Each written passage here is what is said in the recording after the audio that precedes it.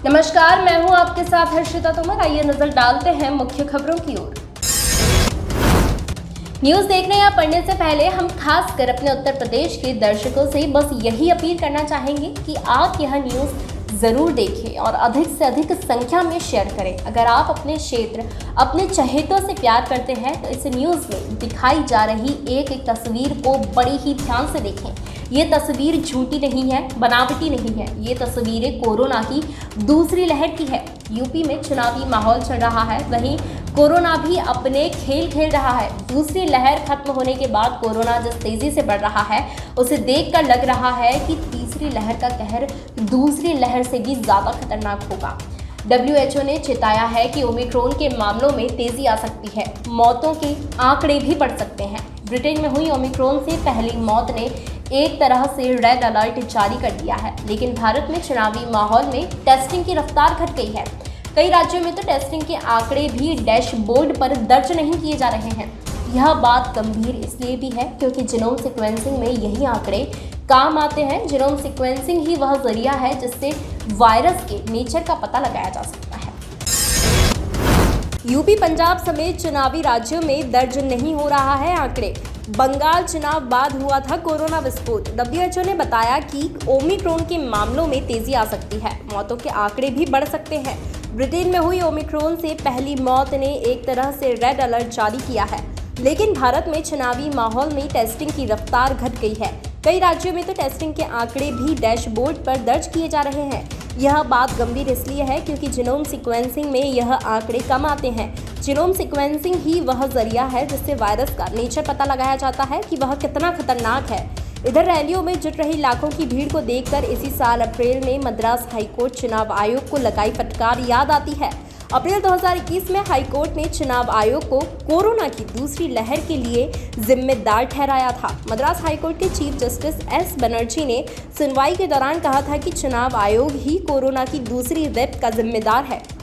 Court ने यहां तक कह दिया था कि चुनाव आयोग के अधिकारियों पर अगर मर्डर चार्ज भी लगाया जाए तो गलत नहीं होगा।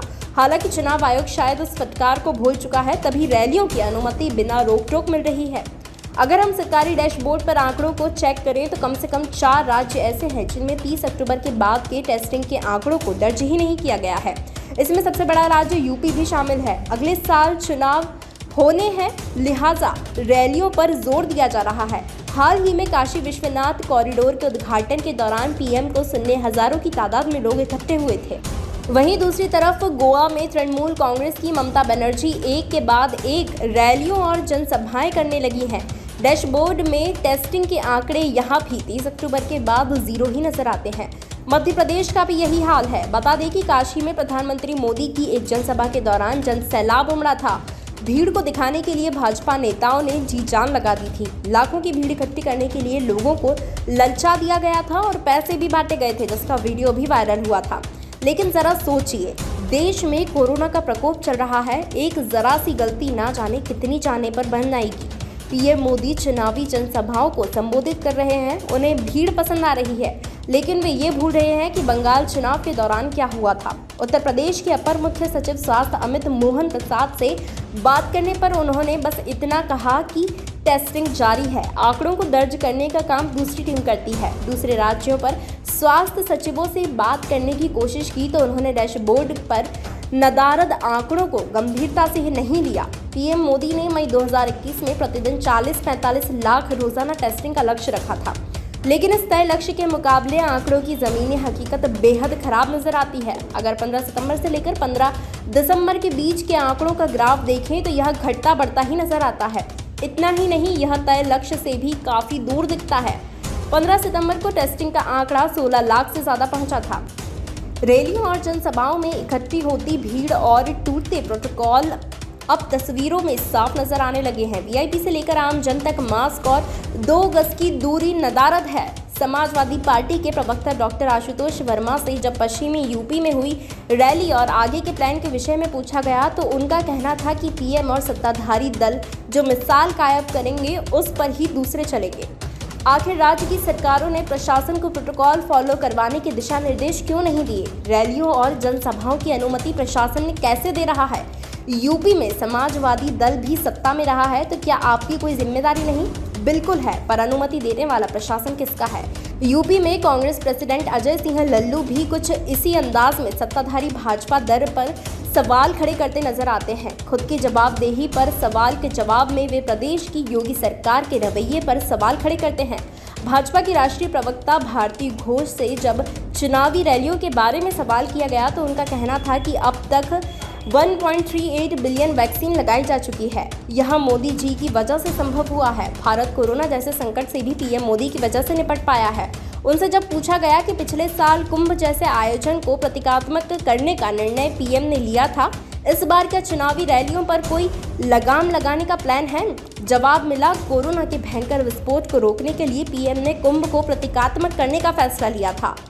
अनगिनत जानें बचाने के लिए देश के पीएम के लिए कृतज्ञ है। अब जब तक मोदी हमारे पीएम हैं तब तक सारा विपक्ष चैन की नींद सो सकता है। हालांकि इसका जवाब नहीं मिला कि भाजपा चुनावी रैलियों को लेकर क्या कोई संदेश दूसरे दलों को देगी। भाजपा सूत्रों की माने तो 6 बड़ी रैलियां उत्तर प्रदेश में आयोजित होनी है। इसमें वाराणसी, बुंदेलखंड और लखनऊ भी शामिल होंगे। कांग्रेस भी पीछे नहीं है। उत्तर प्रदेश में प्रियंका गांधी और राहुल गांधी के नेतृत्व में 3-4 बड़ी रैलियों के आयोजन की तैयारी की गई है। समाजवादी पार्टी ने पश्चिमी यूपी से रैलियों की शुरुआत कर दी है। कुल मिलाकर यूपी में चुनावी माहौल अब बनने लगा है, भीड़ जुटने लगी है। पश्चिम बंगाल की भयावह यादें दिमाग में तैरने लगी हैं। पश्चिम बंगाल में हुई ताबड़तोड़ रैलियों का नतीजा यह हुआ था कि देश में चुनाव की तारीख घोषित होते वक्त यानी 2 फरवरी को कोरोना के मामले 11,039 थे, जबकि नतीजे के बाद 6 मई को यह आंकड़ा 4,14,000 तक पहुंच गया था। राज्य की बात करें तो 2 फरवरी में 200 मामले कोरोना के थे। मतदान का आखिरी चरण आते आते यह आंकड़ा 900% बढ़ गया। यह आंकड़े काल्पनिक नहीं बल्कि स्वास्थ्य एवं परिवार कल्याण मंत्रालय के हैं। पहले चरण यानी 25 मार्च को यह आंकड़ा 516 का था। दूसरे चरण के चुनाव में यह आंकड़ा 982 हो गया। तीसरे चरण यानी 6 अप्रैल को 2058, चौथे चरण 4043, पांचवें चरण में 4817, छठवें चरण में 8426, सातवें चरण में 12876 और 8वें चरण में आंकड़ा 17,000 को पार कर गया था।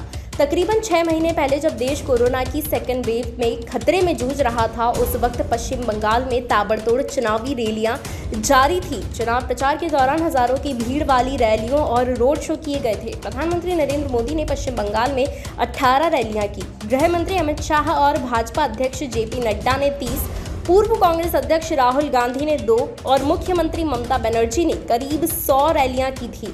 इनमें 2 गज की दूरी और मास्क दोनों गायब थे। आलम ये हुआ कि वहां कोरोना का विस्फोट हुआ और लाखों लोग मारे गए थे। बस यूपी में भी वैसा ही हो सकता है और इसकी जिम्मेदारी फिर से पीएम की होगी, भाजपा की नहीं। यह खबर आपको कैसी लगी, अपनी राय जरूर दें। इस खबर से संबंधित यदि कोई शिकायत है या सुझाव है तो जरूर बताएं। अगर आप YouTube पर हमारी खबरें देख रहे हैं तो खबरों को लाइक करना, शेयर करना व हमारे चैनल को सब्सक्राइब करना ना भूलें। अगर किसी के साथ किसी भी प्रकार की कोई घटना घट रही है जिससे आप पीड़ित हैं या परेशान हैं, आप तुरंत हमारे WhatsApp नंबर पर इसकी जानकारी दे सकते हैं। धन्यवाद।